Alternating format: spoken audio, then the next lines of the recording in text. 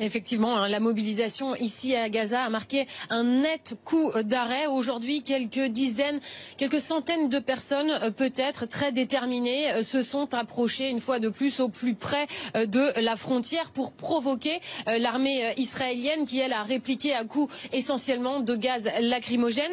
Mais il faut dire que les organisations qui, d'habitude, soutiennent cette mobilisation, comme le Hamas par exemple, eh bien, aujourd'hui, n'ont pas vraiment assuré la logistique, si je puis dire, en tout cas moins qu'hier, ce qui fait que, eh bien, tout simplement, de nombreux manifestants n'ont pas pu se rendre sur les lieux de mobilisation.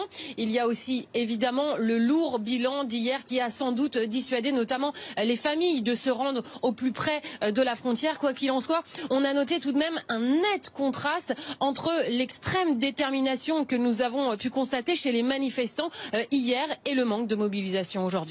Julia Delage, envoyée spéciale de BFM TV dans la bande de Gaza avec Charles Kemener. Et sur le plan diplomatique, Emmanuel Macron a téléphoné tout à l'heure à Benyamin Netanyahou, le Premier ministre israélien, pour lui faire part de sa vive préoccupation et l'importance de la protection des populations.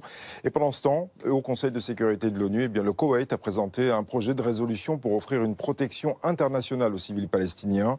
Et de leur côté, les États-Unis ont apporté un soutien sans faille aux Israéliens. L'ambassadrice américaine à l'ONU affirmant même qu'Israël avait fait preuve hier de retenue.